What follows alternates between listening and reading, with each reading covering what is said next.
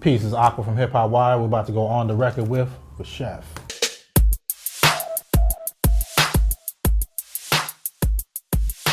I got some records here from the personal selection collection I wanted to hand you. Talk about, I picked that one, Can It Be All So Simple? Started off on the island, AK Shallon, brothers wailing, gunshots thrown the phone down. Back in the days, I'm 8 now, making a tape now. Ray gotta get a plate now. Because he kind of like, kind of set the stage, you know what I'm saying? You and Ghost, you'd already been putting out dope records with Wu-Tang, but that kind of let cats know, like, yo, these two as a team is gonna be crazy. So just talk about how that came together. This record right here, I mean, you know, Can It Be All So Simple? That's when I think the whole Wu knew that me and Ghost had a chemistry. Can It Be All So Simple was definitely a classic record. You know, me and Ghost, we relate to that lifestyle, you know, where the streets, it wasn't simple. You know, we wanted it to be simple, but it wasn't. This record just basically take you back to that vibe of, you know, being on the block and having them dreams and them inspirations to want to get out of there. You know, the video was crazy. You know, I had the legendary, you know, you know, that good pullover on. I guess it was the sample that led to the topic. Did y'all have it first, or y'all just started writing and that's what? Nah, it was, well, you know, it was already, you know, involved with the track already. Okay. So Riz already knew that was going to be part of the hook factor. Next record is, you know what I'm saying, Glaciers of Ice. Throw me like 3 bags of sets, for real from the killer hill, locked and caged in, with small representatives. This record was just a representation record of the block. You know, real MCs that just come out and really just know what they doing on the mic, you know?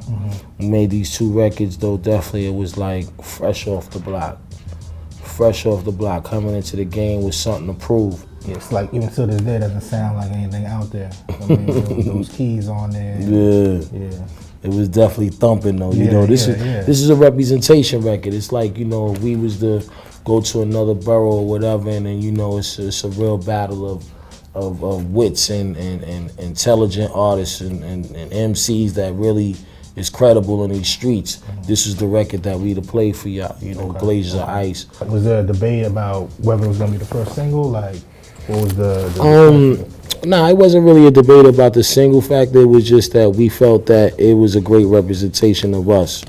You know, being one of the records that was one of my first singles off my album. You know, we wanted to be street. You know, we felt like that beat was stupid. You know, the Glaciers of Ice sound, you know, it just sounded like a fucking fiesta for niggas that's holding hammers, you know, on the other side of the world or some old crazy shit. Ice cream. You still got the prices on it and everything.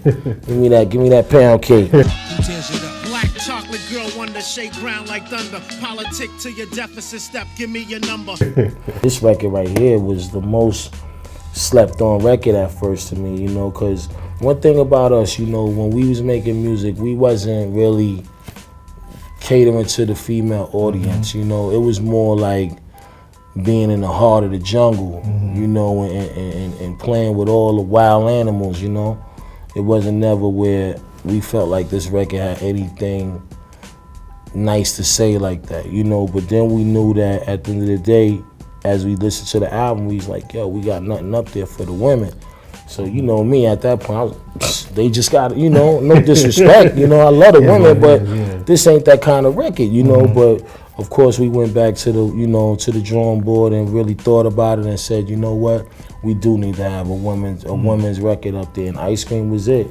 You gotta talk about Incarcerated Scarface. Oh yeah, well, you know, that record right there, that was straight for all the G's, you know, all the dons, all the niggas that really live that life and, you know, been in situations where, you know, they might have felt like they was on the run or something, or whatever the case may be. Like, that record spoke to them. Actually, it's the album itself. Good shit right here. You know, we celebrating this year too. You know, this is definitely a masterpiece right here. You know, my first solo album. Crazy I could sit here in 2015 and say, yo, I made this record 20 years ago. Still have people checking for you. Yeah. I mean, you know, that's real shit for a nigga to look at your piece that you know, a lot of kids is probably not even older than this cover. Big up Papa Wu, you know, Papa Wu was talking on it at the end. You know, when he was saying a lot of that back then, we was acknowledging the success was coming. And we was also listening to what he was saying. Dope album. In a sense, y'all break out the purple tape itself. Yeah, see all this right here, you know what I mean? This is why we doing this documentary, you know what I mean, called The Purple Tape Files. And then to see people, you know, having purple tape, you know, they made their own name for it, you know, because a lot of people didn't know Only Built for Cuban Linx was that the name of the album. They just called it The Purple Tape. So, you know, a lot of people don't know that back in the days, you know, vinyl was big, but also the tapes was big though too. This was, you know, I don't even think CDs popping. Nah, CDs wasn't even. I mean, I had the CD. I remember it had like the purple in the case and the purple tint. But yeah, everybody. Look, this shit is ill. Just, you know, when niggas start doing shit like that to your music, B, you know, this is the purpose why we doing a dope documentary piece. Thanks for watching Streets is Talking with Raekwon The Chef. Make sure you log on to hiphopwire.com.